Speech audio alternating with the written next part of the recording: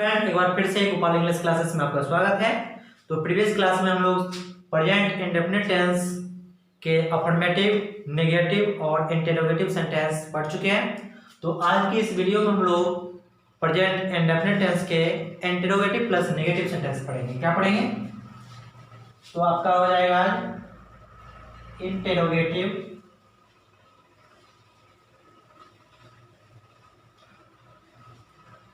Plus negative sentence.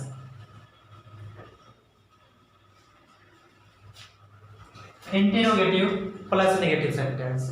Okay, चलिए तो interrogative sentence हम लोग क्या पढ़े थे? तो डू या फिर डज का यूज करके हम लोग इंटरोगेटिव सेंटेंस बनाते थे, क्योंकि मैंने आपको बताया था कि जब किसी सेंटेंस का हम लोग इंटरोगेटिव बनाते हैं तो उस सब्जेक्ट के पहले कोई ना कोई हम हेल्पिंग वर्ब देते हैं। तो प्रेजेंट इंडेफिनिट के पास, यानी सिंपल प्रेजेंट भी इसको बोल सकते हैं, तो सिंपल प्रेजेंट के पास कोई हेल्पिंग वर्ब नहीं था, तो हम क्या करते हैं, उसको इंटरोगेटिव और नेगेटिव बनाने के लिए डू या डज का प्रयोग करते हैं। तो देखिए यहाँ पे अब क्या है, इंटरोगेटिव प्लस नेगेटिव। तो इसका जो आप लोग स्ट्रक्चर लिखोगे, स्ट्रक्चर क्या हो जाएगा बोलिए? तो इंटरोगेटिव प्लस नेगेटिव है, यानी कि आपको सेंटेंस क्या लिखना है? इंटरोगेटिव लिखना है। उसके बाद आपको क्या करना है कि उसमें नेगेटिव सेंटेंस को भी इंक्लूड कर देना है। तो इंटरोगेटिव क्या होता है? डू ऑब्लिक क्या हो जाएगा? डज प्लस क्या हो जाएगा आपका? सब्जेक्ट हो जाएगा, सॉरी सब्जेक्ट। अब देखिए नेगेटिव सेंटेंस में मैंने आपको बताया था कि सब्जेक्ट के बाद नोट का प्रयोग होता है। हाँ, मैंने बताया था कि सब्जेक्ट के बाद कोई ना कोई हेल्पिंग वर्ब रहेगा। तो याद रखेंगे जब भी इंटरोगेटिव सेंटेंस होगा तो हेल्पिंग वर्ब सब्जेक्ट के पहले चला जाएगा। अब सब्जेक्ट के बाद हम फिर हेल्पिंग वर्ब नहीं देंगे, फिर सब्जेक्ट के बाद डू या डज का प्रयोग हम नहीं करेंगे। क्यों? अब क्या करेंगे? केवल केवल नेगेटिव वर्ड नोट का यूज करेंगे। इनकी do oblique does plus subject plus note plus में क्या होगा? मेन वर्ब क्या होगा? V1 होगा या V5 होगा? तो V1 होगा, क्योंकि V5 तो डज ऑलरेडी है। यहाँ पर क्या हो जाएगा? V1 प्लस क्या हो जाएगा आपका? ऑब्जेक्ट होगा प्लस अदर वर्ड भी लिख सकते हैं आप, ठीक है, लिख लीजिए, कोई बात नहीं। प्लस अब क्या होगा? साइन ऑफ इंट्रोगेशन होगा या नहीं होगा? तो ये इंट्रोगेटिव प्लस नेगेटिव है, यानी कि ये इंट्रोगेटिव भी है, तो क्या होगा? साइन ऑफ इंट्रोगेशन होगा। चलिए प्लस साइन ऑफ इंट्रोगेशन। तो आपका स्ट्रक्चर क्या कंप्लीट हो गया? इंट्रोगेटिव प्लस नेगेटिव का do oblique does plus subject plus note plus V1 plus object plus other word plus sign of interrogation. ठीक, अब देखिए आपको क्या करना है, इस पे दो बात आपको याद रखना है कि डू डज क्या होगा? तो इंट्रोगेटिव प्लस नेगेटिव में सब्जेक्ट के पहले होगा, और डू ऑब्लिक डज के जस्ट बाद सब्जेक्ट का प्रयोग होगा, उसके बाद नोट का प्रयोग होगा। ठीक, सब्जेक्ट के बाद आपको डू डज का प्रयोग नहीं करना है। चलिए एक काम और करते हैं कि आपको अभी स्पोकन इंग्लिश में डू डज के बाद नोट का प्रयोग धीरे धीरे कम होते जा रहा है, यानी कि हम कह सकते हैं कि कॉन्ट्रैक्टेड फॉर्म का प्रयोग बहुत ज्यादा होने लगा है। ठीक है, बहुतायत मात्रा में इसके कॉन्ट्रैक्टेड फॉर्म यानी कि संकुचित रूप यानी कि लघु रूप का प्रयोग बहुत अधिक होने लगा है। तो लघु रूप क्या है वो भी देख लेते हैं हम लोग। तो देखिए वो क्या हो जाएगा आपका? डोंट, क्या लिखेंगे? डोंट। ठीक, डू प्लस नोट क्या हो गया आपका? Do plus note. ठीक, ये दोनों को जोड़ के इसका कॉन्ट्रैक्टेड फॉर्म क्या बन जाता है? डोंट बन जाता है। क्या बन जाता है? डोंट। इसी प्रकार से डज प्लस नोट को ऐड करके क्या हो जाएगा इसका कॉन्ट्रैक्टेड फॉर्म? तो डजंट हो जाएगा कॉन्ट्रैक्टेड फॉर्म। ठीक, डू प्लस नोट डोंट हो जाएगा, डज प्लस नोट डजंट हो जाएगा। ठीक, यदि आप सब्जेक्ट के पहले नोट को निपटाना चाहते हो तो आप ऐसे भी लिख सकते हो। क्या लिखेंगे? तो don't oblique doesn't plus subject. अब क्या सब्जेक्ट के बाद नोट देंगे? नहीं देंगे, क्योंकि नोट का काम हो चुका है। तो don't oblique doesn't plus subject plus क्या होगा? V1 प्लस आपका ऑब्जेक्ट होगा प्लस अदर वर्ड होगा प्लस साइन ऑफ इंट्रोगेशन होगा। ठीक, चलिए अब एग्जांपल देख लेते हैं।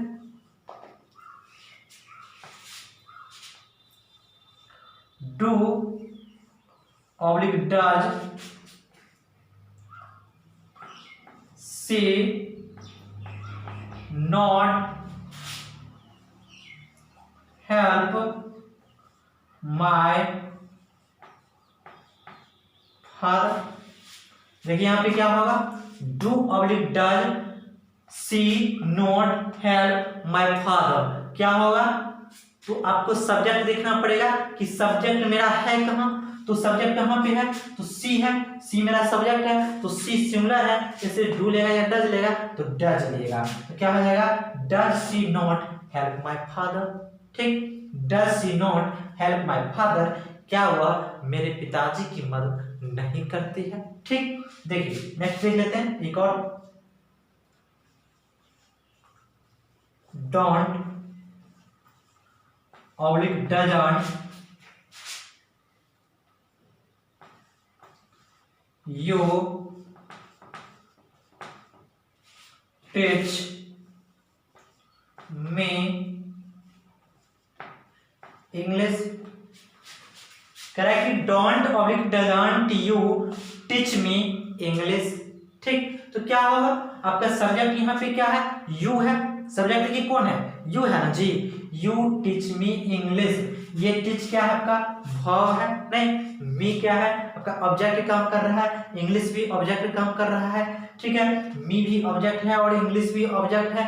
देखिए ऑब्जेक्ट जब अगर दो हो जाए, कितने हो जाए, दो हो जाए, अगर दो हो जाए जिसमें कि एक पर्सन हो, मैंने क्या बोला, एक पर्सन हो और दूसरा क्या हो, थिंग हो। ठीक है, जब भी किसी सेंटेंस में ऑब्जेक्ट दो हो जिसमें एक पर्सन हो दूसरा थिंग हो, यानी कि एक कोई व्यक्ति हो और दूसरा कोई अगर वस्तु हो, ये हो गया व्यक्ति, ये हो गया वस्तु। ठीक, अगर एक व्यक्ति हो एक वस्तु हो तो आप किसी को पहले लिख सकते हो, लेकिन अधिक उत्तम कौन माना जाएगा, पहले आप पर्सन लो फिर आप थिंग लो। ठीक, तो क्या होगा, don't oblique doesn't you teach me English, या फिर you teach English to me, तब वहां पे टू प्रीपोजिशन टू लगाना पड़ेगा, मी को अगर इधर करते हैं तो प्रीपोजिशन टू का यूज हो जाएगा टू मी। ठीक है, लेकिन ग्रामर आपका कहता है कि जब भी आपका पर्सन और थिंग दो आता है ऑब्जेक्ट के रूप में, पर्सन और थिंग अगर दोनों ऑब्जेक्ट है तो ज्यादा उत्तम क्या माना जाएगा, तो आप पहले पर्सन को लिख सकते हो, वैसे गलत कुछ नहीं है, लेकिन यदि आप पहले पर्सन लिखते हो तो अधिक उत्तम माना जाएगा। ठीक, तो क्या हो जाएगा आपका सब्जेक्ट क्या आपका यू है, तो क्या हो जाएगा, डोंट ऑब्लिक डजंट, तो यू क्या लेता है, मैंने बतलाया है कि यू हमेशा क्या लेगा, प्लूरल लेगा। चलिए, तो प्लूरल आपका डोंट है या डजंट है, तो डोंट ना होगा जी, इसमें एस लगा हुआ है यानी कि सिंगुलर हो गया, तो क्या हो जाएगा, don't you teach me English, don't you teach me English है जी, क्या आप मुझे अंग्रेजी नहीं पढ़ाते हैं क्या। चलिए इसको स्क्रीनशॉट ले लीजिए, आप लोग ले लीजिए।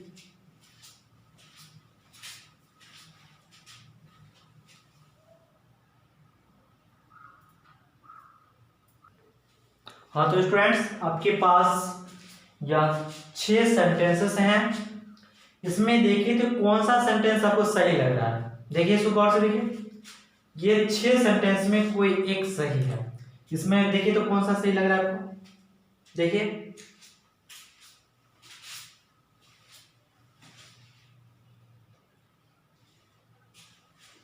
फाइंड आउट किए।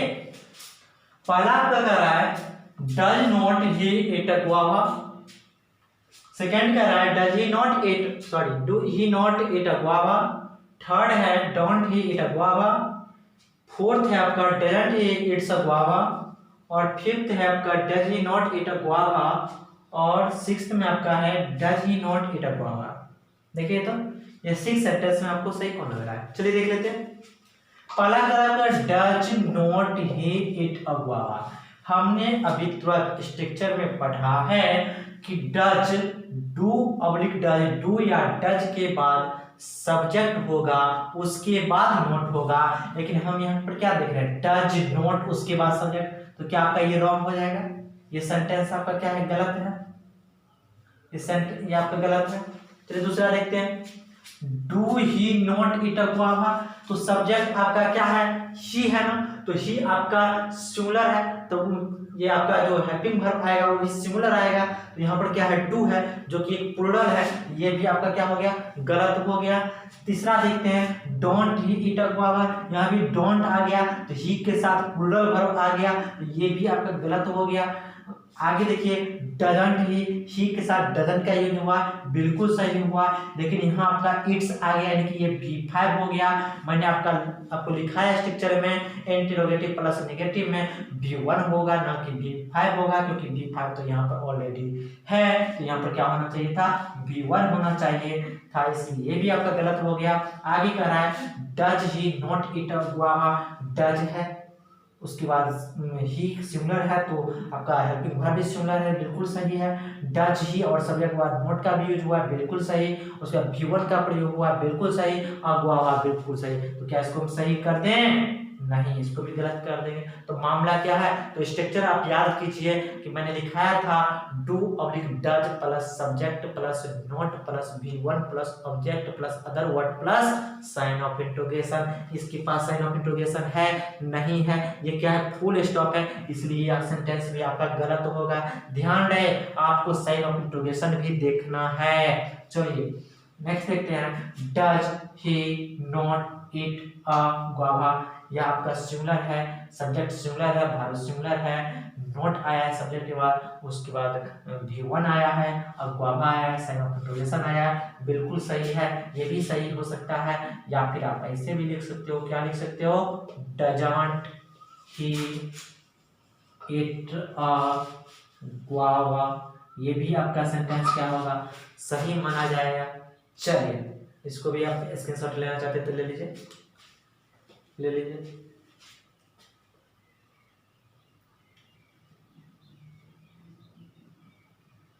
इसके बाद हम लोग अब जो पढ़ने जा रहे हैं वो है आपका WH वर्ड, यानी कि इंट्रोगेटिव सेंटेंस WH वर्ड के सहारे किस प्रकार बनाएंगे। कोई इंट्रोगेटिव सेंटेंस के पहले अगर किसी भी अगर प्रश्नवाचक वाक्य में अगर क्या, क्यों, कैसे का अगर प्रयोग हुआ है तो उसको कैसे बनाएं। चलिए देखिए,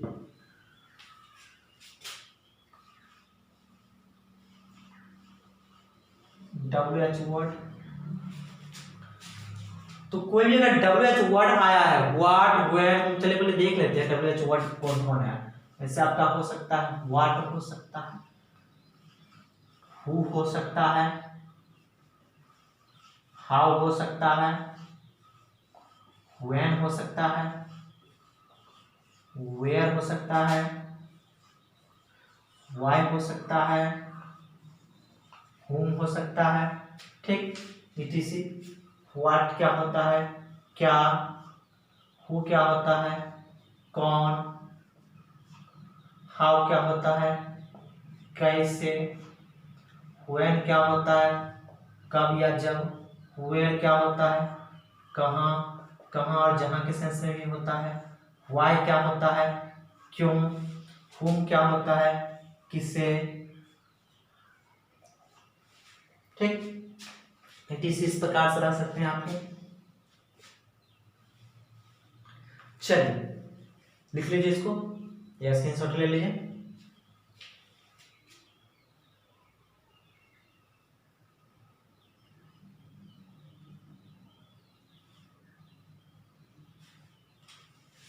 चलिए देखिए अब इसका स्ट्रक्चर क्या होगा।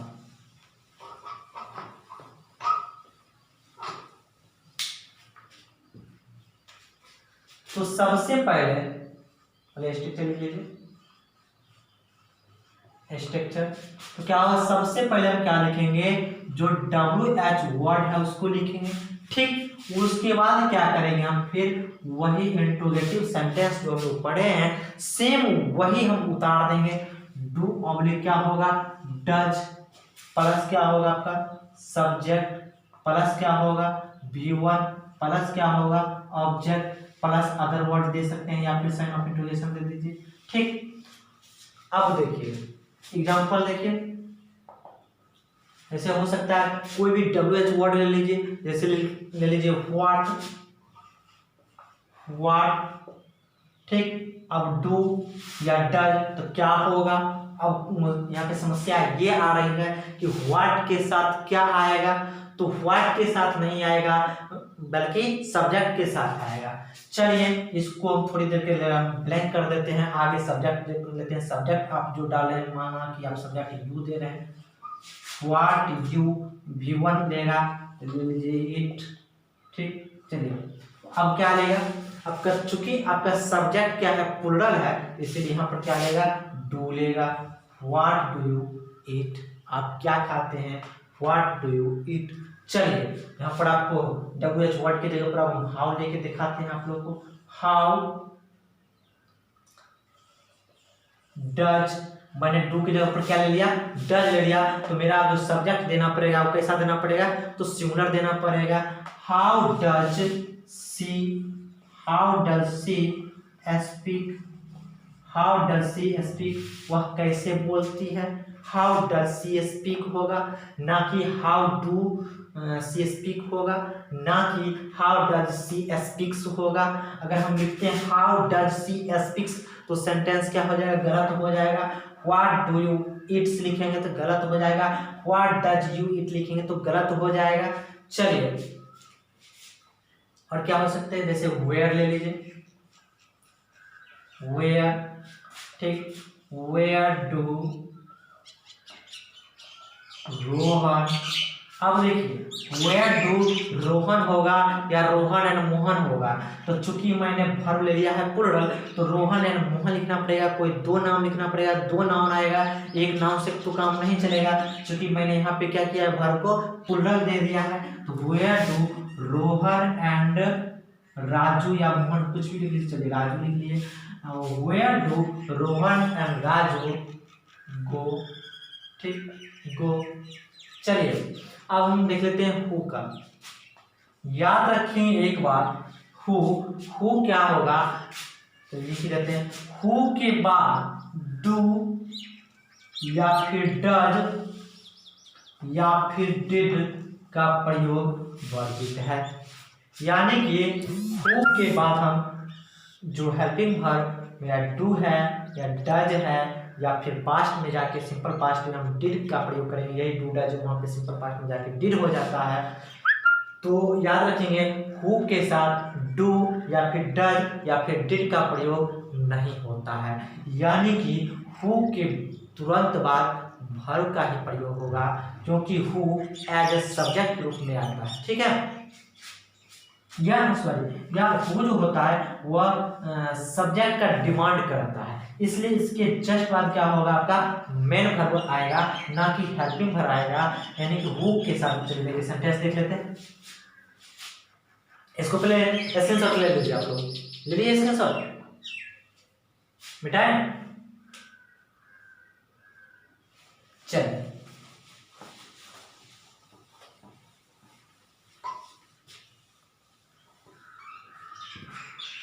जैसे देखिए हु डू यू लव, ये क्या हो जाएगा, सेंटेंस गलत है, क्योंकि हु के साथ मैंने क्या किया है, डू का प्रयोग कर दिया है। तो हु के साथ डू डज डिड का प्रयोग बिल्कुल नहीं होगा, क्या हो जाएगा, इसको हम ऐसे लिख सकते हैं, हु, उसके बाद क्या बोले थे मैंने कि उसके तुरंत बाद मेन वर्ब आएगा, हु के जस्ट बाद मेन वर्ब आएगा, तो who loves you, who loves you. ठीक, यानी कि हु के जस्ट बाद आपका helping verb do does did का प्रयोग नहीं होगा। ठीक, तो क्या आ जाएगा, हु लव्स यू। ठीक, या फिर हो सकता है, अच्छा चलिए एक मेरे मन में ख्याल आया, देखिए तो ये सेंटेंस पे विचार कीजिए, तो क्या लग रहा है आपका, who does this, who does this, देखिए, या फिर हु डिड दैट, क्या लग रहा है आपको, सही है गलत, तो गलत होना चाहिए था, क्योंकि मैंने अभी अभी आप लोग को बोला कि हु के जस्ट बाद क्या होगा, ना डू आएगा, ना डज आएगा, ना डिड आएगा। तो मैंने यहाँ पर क्या किया, हु के बाद मैंने डज का प्रयोग किया है, हु डज दिस, यहाँ पर मैंने प्रयोग किया है हु डिड दैट, मैंने किया है। चलिए तो मैं आप लोग को बतला दूं, यह सेंटेंस आपका गलत नहीं बल्कि सही है, ये दोनों के दोनों सेंटेंस सही है। आप पूछोगे क्यों, तो बतला देते हैं। यहाँ मैंने आपको जो बोला था डू या फिर डज या फिर डिड का प्रयोग नहीं होगा। किसके बाद, हु के बाद वह किस रूप में, तो हेल्पिंग वर्ब के रूप में। हु के बाद डू डज डिड का प्रयोग हेल्पिंग वर्ब के रूप में नहीं होगा, किंतु हु के बाद ये डू डज डिड का प्रयोग मेन वर्ब के रूप में हो सकता है। किस रूप में हो सकता है, तो मेन वर्ब के रूप में हो सकता है। तो यहाँ पे जो आपका डज आया है वह मेन वर्ब एमपी के रूप में आया है। अब हम कहेंगे कैसे समझें कि ये एमपी है, तो मैंने आपको बतलाया था फर्स्ट वीडियो में कि जब भी सेंटेंस में दो वर्ब हो तो पहला आपका एचवी होगा और बाद वाला क्या होगा, एमवी होगा। लेकिन जब किसी सेंटेंस में एक ही वर्ब हो तो वह क्या होगा, वह केवल और केवल मेन वर्ब होगा। इसमें एक ही वर्ब है तो इसीलिए आपका क्या हो गया, मेन वर्ब हो गया, यह भी मेन वर्ब हो गया। यह आपका प्रेजेंट का सिंगुलर फॉर्म यानी कि V5 है और यह सिंपल पास्ट का फॉर्म यानी कि V2 है। ठीक, तो आपका क्या हो गया, हु डज दिस, इसे कौन करता है, हु डिड दैट, उसे कौन किया। तो यह सेंटेंस आपका सही है, किंतु यहीं पर अगर हम लिख देंगे हु डज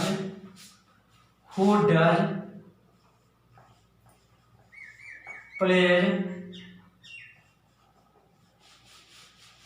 क्रिकेट, तो ये फिर गलत हो जाएगा क्योंकि इसमें दो दो वर्ब आए हैं, एक एचबी है दूसरा एमबी है, दो दो वर्ब आए हैं। तो क्या होगा, एचबी के रूप में यानी कि हेल्पिंग वर्ब के रूप में डू डज डिड का प्रयोग नहीं होगा।